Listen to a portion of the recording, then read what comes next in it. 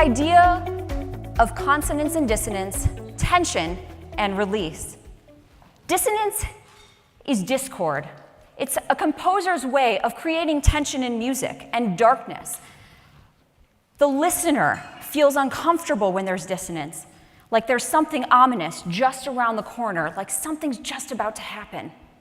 The composer keeps you in this holding pattern, in this tenseness, until the composer feels like it's time to release you. He can keep you there for a couple seconds, several minutes, and sometimes as much as a half hour in classical music before he feels like he can release you. The release is the consonance, it's the resolution, it's the sun shining through the clouds, the hero returning triumphant. Tension and release is characterized by the following elements: repetition, dissonance, rising pitches, holding something back, and release. Those of you who are attending the concert tonight for the Chicago Symphony Orchestra are going to be hearing Brahms' first and second symphonies. The first symphony by Brahms is a phenomenal example of tension and release. Now, Brahms was born 6 years after Beethoven died, and the weight of Beethoven's greatness deterred Brahms from composing symphonies for many, many years. And even when he decided to try to compose a symphony, it took him more than 20 years to complete the first. But the result, what you'll hear tonight, is of epic proportions. Its 37-bar introduction sets the scene. Listen here.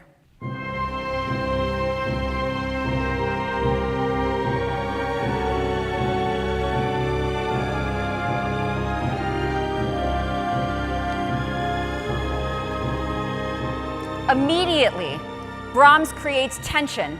Notice the repetition, the dissonance, the rising and falling pitches, and holding something back. Now, this first symphony, as a listener, those first bars, you're hooked. A dark shadow falls over the room. In fact, the repetition of the drums is oddly similar to the Imperial March that you just heard of Darth Vader.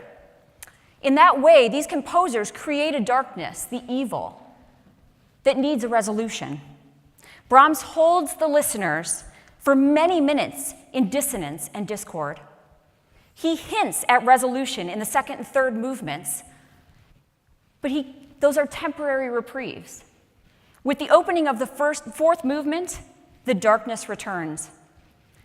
But this time, Brahms only keeps his listener in the darkness for 2 minutes. The horn call parts the clouds, the sun returns, and in the resolution of the fourth symphony, the hero returns triumphant. Now, 140 years later, composers use this same concept of consonance and dissonance, tension and release, to take the mind of the listener on a journey through wondrous worlds. Video games are described as an audio-visual performance. The visuals and the sound come together to create one cohesive, interactive experience. The music plays a further role in keeping the player engaged in the video game for many, many hours. It is the musical tension and release that makes a player know when danger lurks just around the corner, when they are at the height of a battle to overcome evil, and when they emerge the victor or the defeated. Now, here tonight to talk a little bit more about how composers create those magical worlds is Elliot Callahan. Elliot is a classically trained violinist and pianist, metal guitarist, and electronic music enthusiast with degrees in musical composition and sound design for cinema. Currently, Elliot is both an independent composer and sound designer, as well as adjunct faculty in the film and game departments at DePaul University. His work has been featured in campaigns for United Airlines, Chevrolet Motors, as well as many independent films and games. Please welcome Elliot to the stage.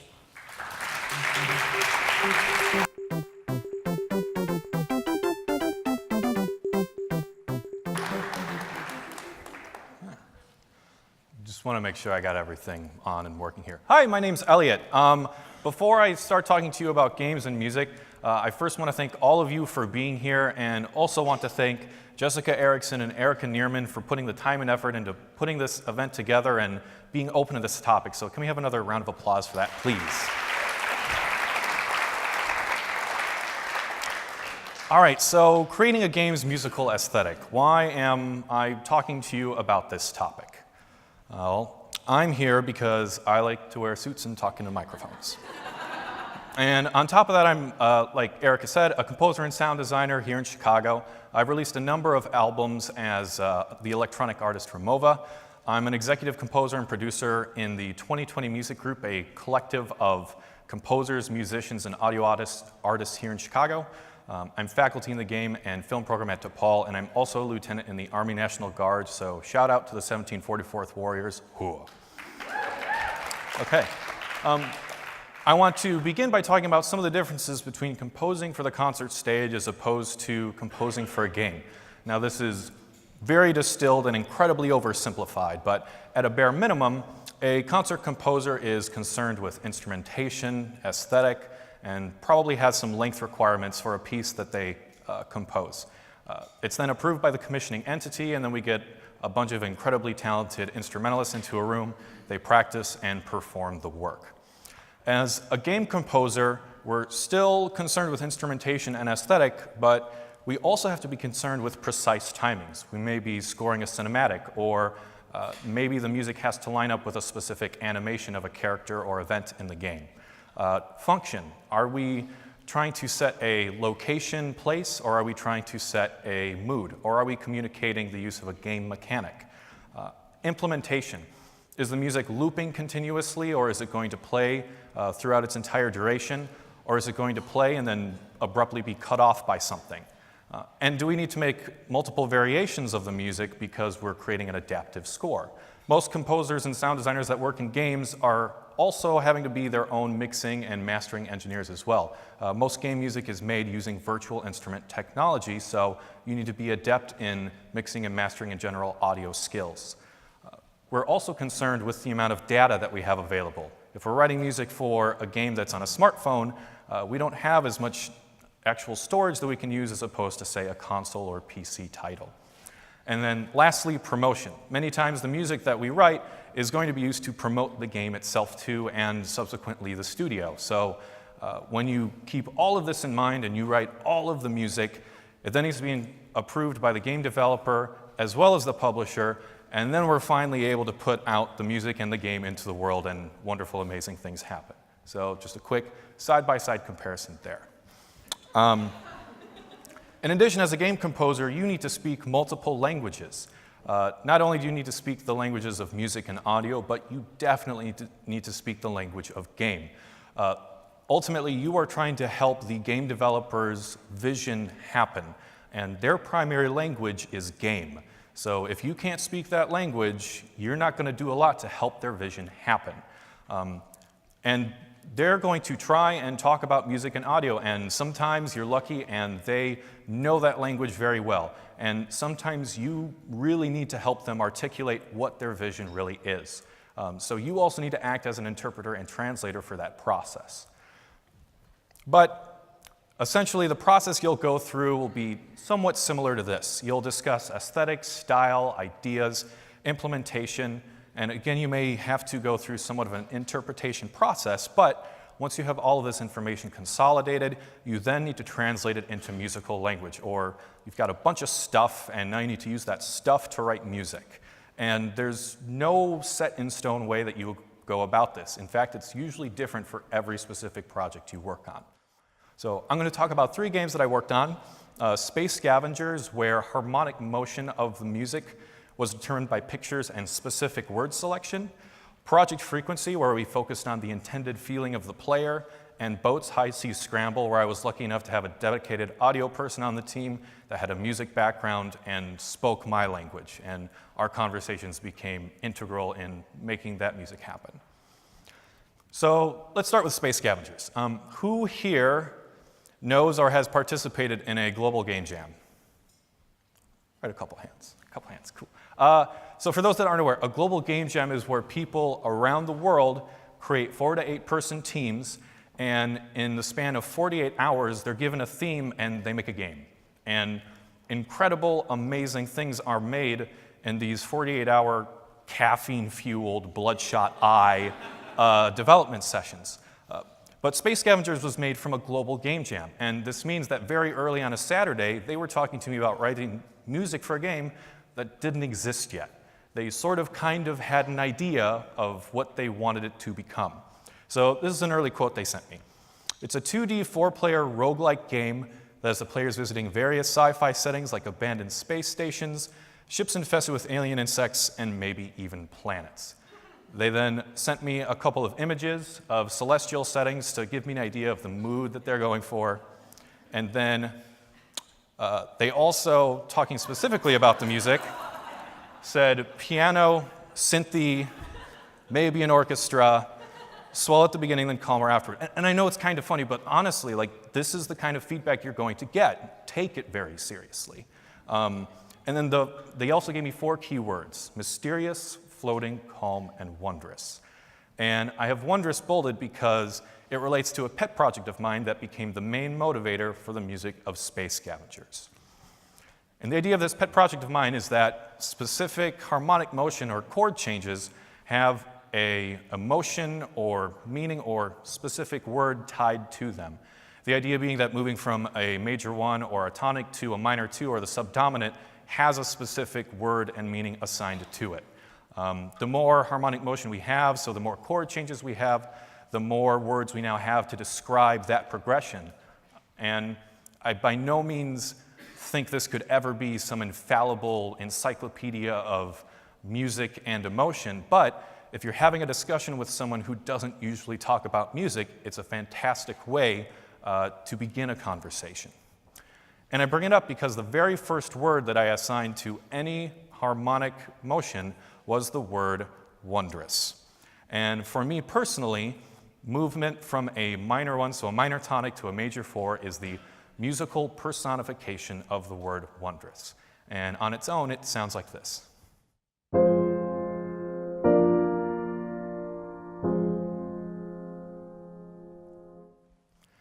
So at this point, I have this progression that I know I want to make the focal point of the composition. I've got all of these images that they've given me, as well as the descriptors that they emailed me as well. So with all of this in mind, I created the main theme for the game Space Scavengers.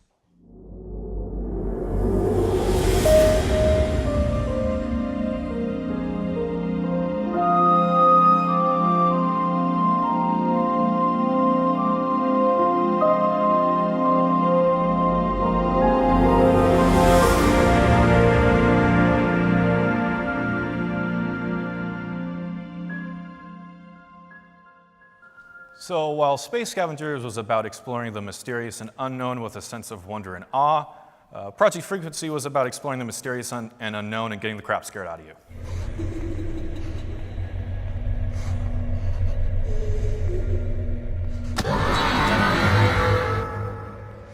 Such an exaggerated mouth shake there. Discussion on the music for this game began with discussions like this. The world needs to have music that fits with the whole solitary, mysterious feel of the atmosphere. Everything is filled with fog, no one is seen, only monsters. The Silent Hill 2 soundtrack would be an awesome reference. And I played Silent Hill 2 way back in the day, but was far more concerned with Pyramid Head than I was about smelling the musical flowers along the way. So I spent some time on YouTube and Google and was blown away by these ugly, dissonant, disgusting, tense. I'm just going to play a montage of some of the music from the game.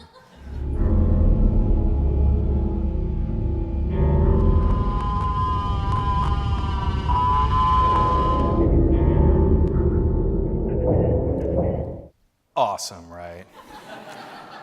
So I had these atmospheres and textures in the back of my mind, and I talked to the developer a bit more about the game and the gameplay, and he sent me an early build of it so I could play it too.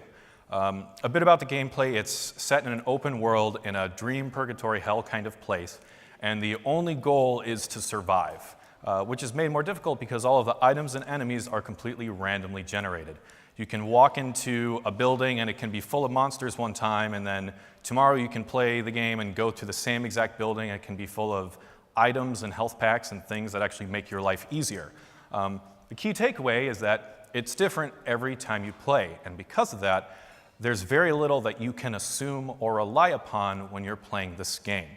And because of that, when I was playing through an early build, I realized that all of the time when nothing was really happening in the game was still actually pretty tense because you didn't know so much about what was happening around you.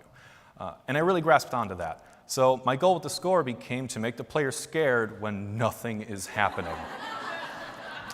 So how do we do this? For Project Frequency, we had constant low frequency sound.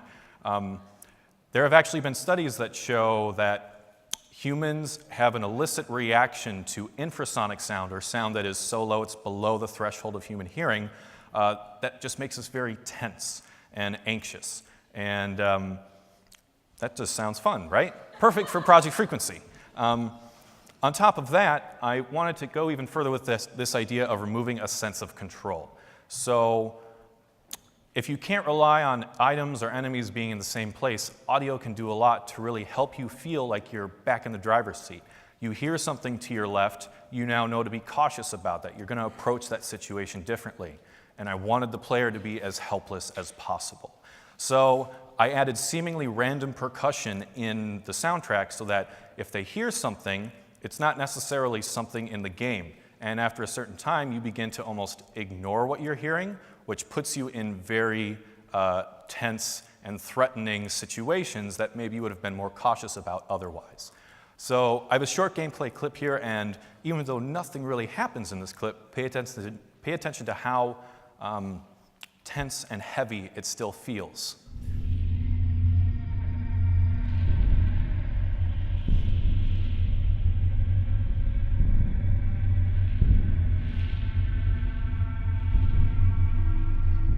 Boats. This game is not as scary as the last one.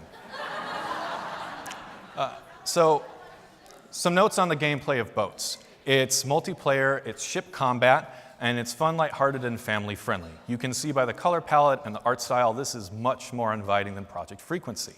And I worked very closely with a dedicated audio person on the team, and they had a background in music, so they spoke my language, and they just needed a trained composer to execute their ideas.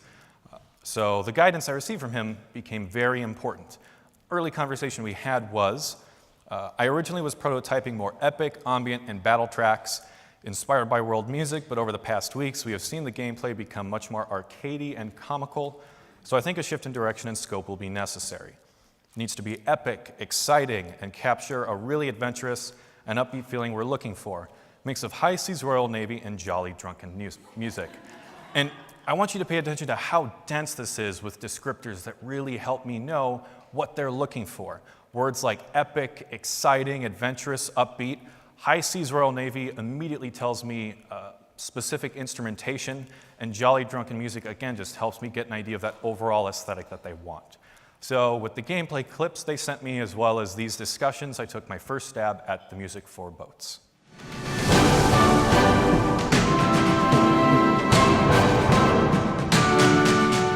So I sent that off to the dev team, and their audio guy got back to me. Overall, the drum, strings, and low brass in the background seem to work very well. Notice he's talking about specific sections in the orchestra. Incredibly helpful. The orchestral crashes might be a bit much, but this is definitely on the right track. For the next pass, I would look into bringing out an apparent melody into the fold to really nail this playful, silly experience we're going for. During our work sessions, the team has been listening to Celtic and tavern music. So this tells me that what I have, it's working. We just need to expand upon it to really make it finished and ready for the game. But we need to make it feel more like a tavern. We need to add a strong melody, and we need to make it feel more Celtic. And so let's take these one at a time. I don't think you could ever fit an entire orchestra into any neighborhood tavern.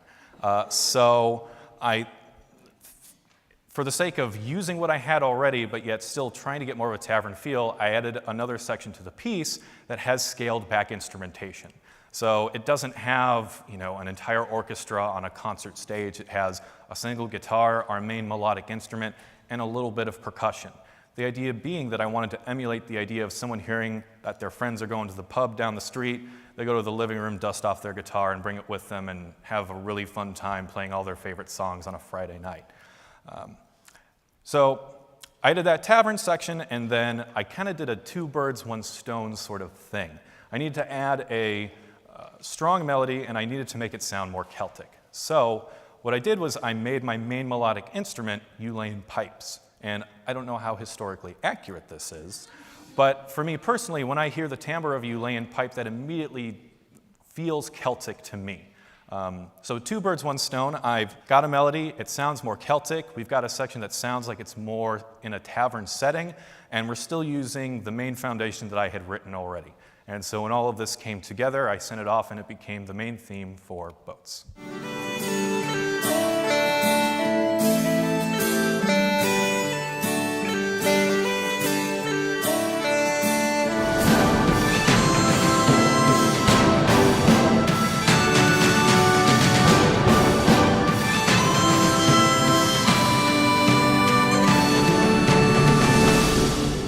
Thank you, everyone, for listening to me talk about games and music.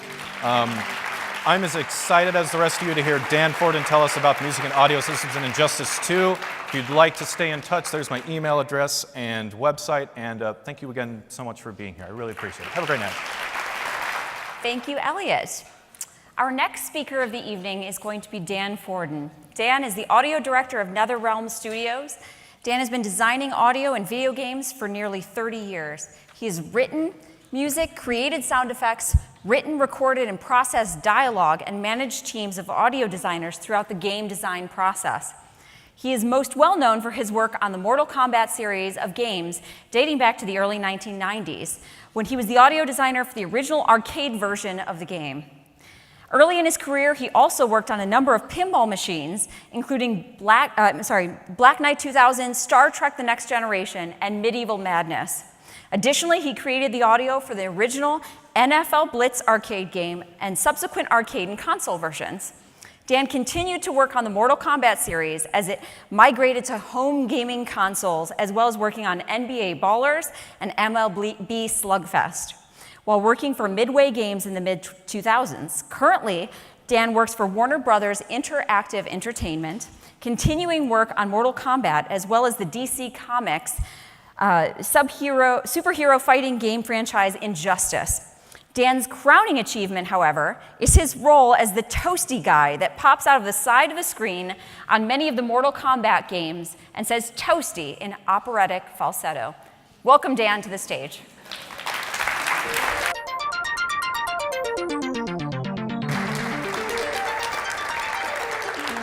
Thank you. Thank you very much. It's an honor to be here, and I'd like to thank Jessica and Erica for inviting me here, and another round of applause for Elliot. That was an excellent presentation. I could add very little to that. He did an excellent explanation of sort of the process of figuring out what we're supposed to do, and we're trying to create essentially the emotional backdrop for a video game. And also touching on the fact that it's not like scoring a movie where you know exactly what's going to happen at a given time. We have to, we're working in the interactive realm, so we don't know what's going to happen, so we have to use different strategies to try to create that emotional backdrop, not knowing when things are going to happen. Toasty! Right, that's me. Couldn't resist. So I'm going to talk in detail about the music of Injustice 2. We're very excited because in about, I think there's a countdown at work. It's at 11 days, some hours. We're going to be releasing Injustice 2. It's a DC superhero fighting game. I work with NetherRealm Studios, and basically fighting games are what we do. We do the Mortal Kombat games, and we do Injustice, and we kind of alternate those over about 2-year cycles. So we're very excited to have Injustice 2 coming out. And so I'm fortunate enough to be able to write some of the music for it, as well as do a lot of audio direction in terms of working with sound designers, working with the game designers, figuring out, when Superman does his laser vision, I make a movie of that, and I give it to a sound designer, and he goes and works on that, and then I actually go and implement it in code in the game. So it's a lot of work. We got a lot of characters. They got a lot of moves, and it takes about 2 years. And that's just one portion of it. So yeah, that's the overview of the game. This is what it's going to look like.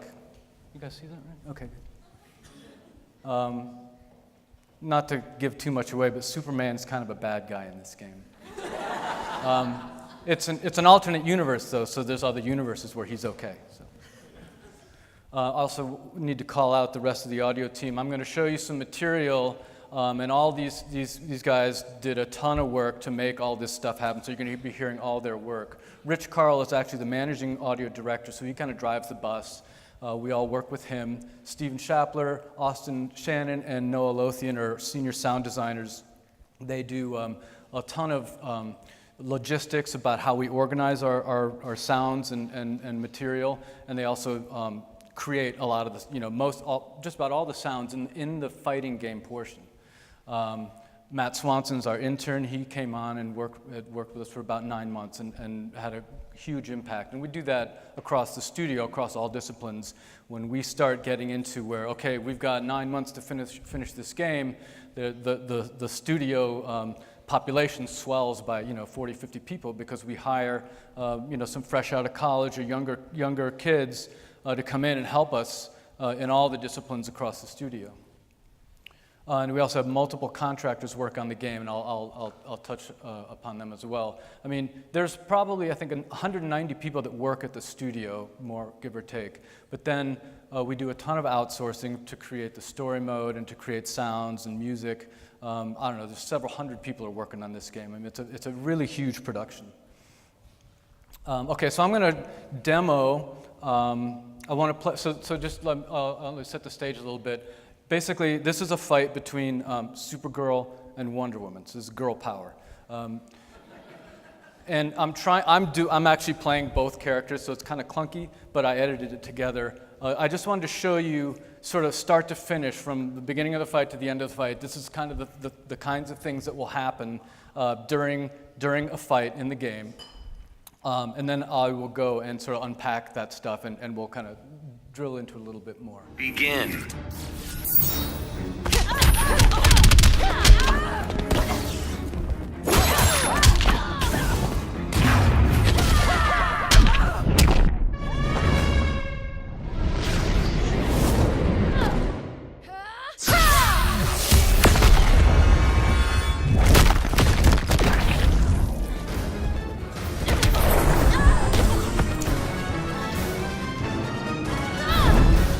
Supergirl wins.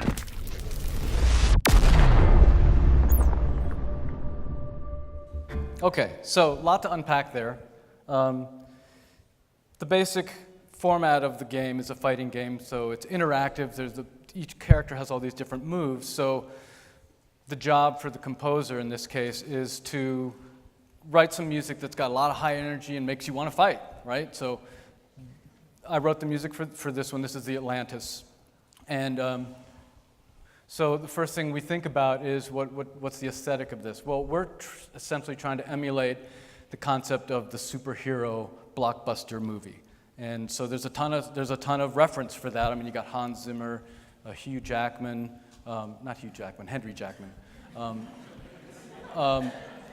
The guy who did Total Recall, I forgot his name. He's really good. Anyway, we listen to a lot of that stuff, and we try to create, in our own way, that kind of feeling, that sort of epic sound. Orchestral, but also with electronica, synthesizers, ostinatos, to try to emulate, what you might hear in the Captain America movie or the Avengers or Batman, that kind of thing. A lot of percussion. I mean, it's intense. It's got to, it's a short, intense experience, so we want the music to kind of emulate that. And then a little bit more specifically for this one, and what I try to do is write stuff that's kind of dissonant and a lot of high energy, but then also mix in, little passages of more heroic sounding stuff. So it might kind of resolve to like a major chord at some point, but then it'll go back and most of the time, really it's like you're in a struggle, it's intense, it's an ordeal, and so that's the kind of thing we try to communicate through the music. So some technical details. I mean, we use a program called Nuendo, and it's basically a sequencer, a DAW, digital audio workstation. It allows us to create MIDI scores and also audio. We can record audio, and this is sort of a typical example of what it might look like. So this stuff, for this particular piece, I've got my trumpets and horns and trombone. This is MIDI data, and those are feeding virtual instruments that are essentially, people go out and record orchestral sections playing notes in different articulations, and then they slice them up and make them into an instrument that we can then trigger in our sequencer. We also use, so a lot of those plugins, there's one called Contact.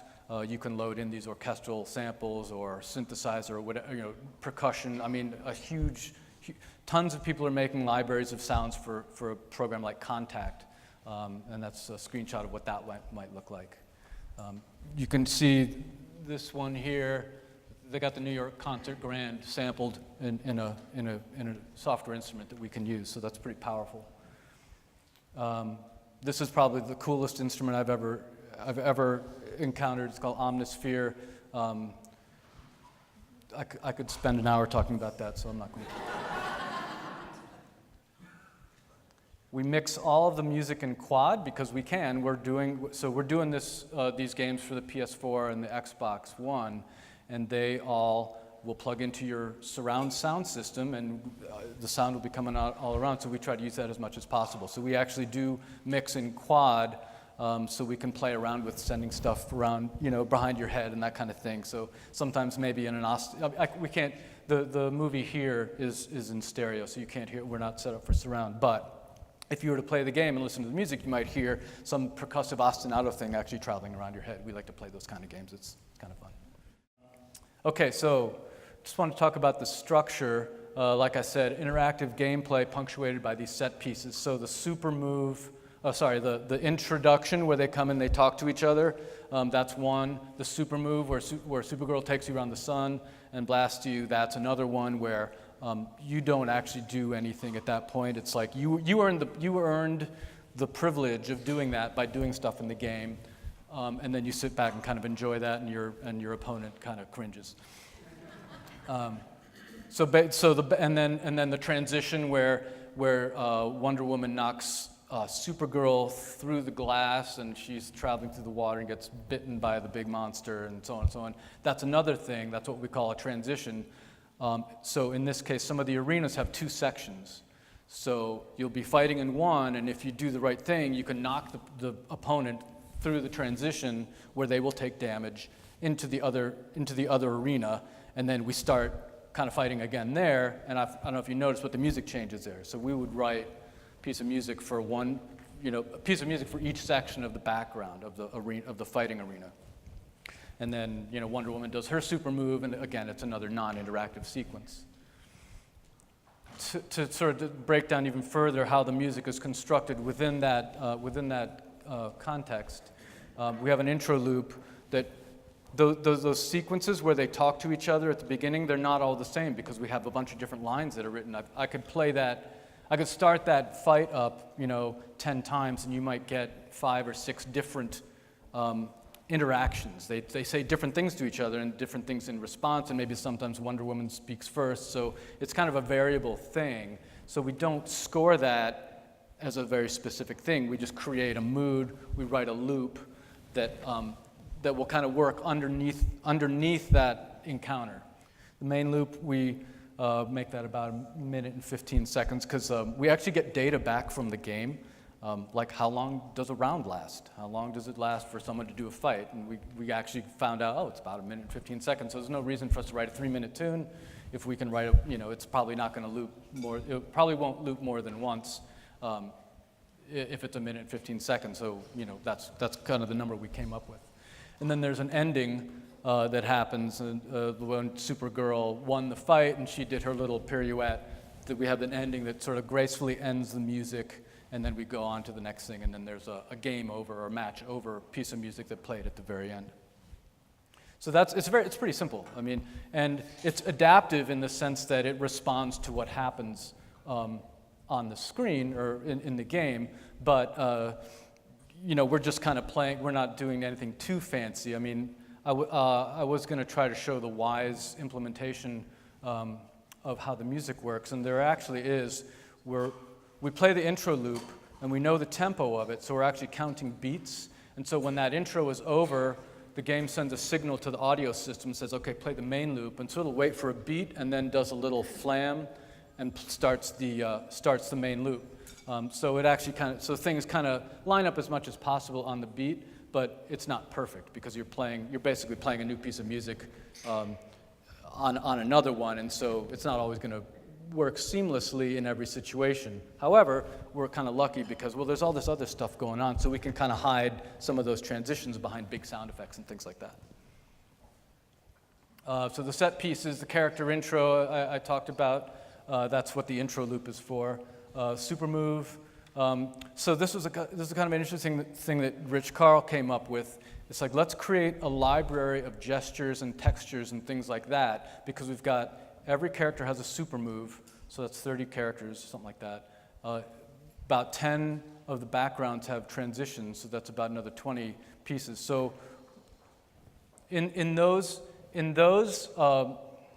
set pieces, really the sound effects and the animation are the star, and so the music just wants to be kind of supporting that. So we decided, well, let's create a library of gestures, essentially.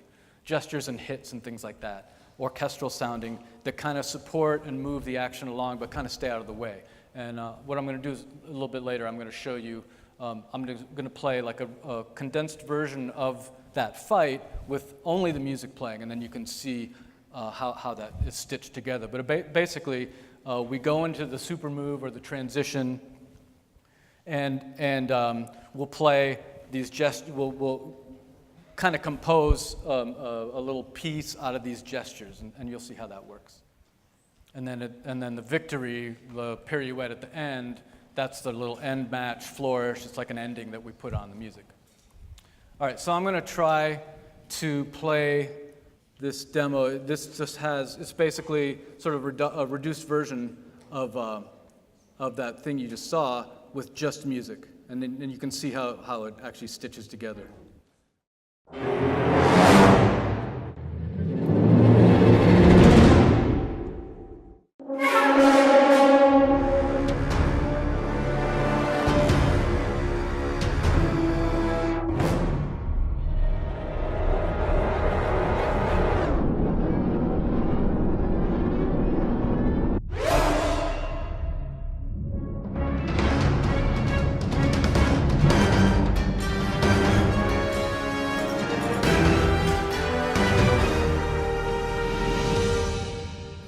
So that's pretty much the crux of the music behind Injustice 2. I hope you liked what you heard. If you want to ask me any questions, that's my email. And if you want to play me on Words with Friends,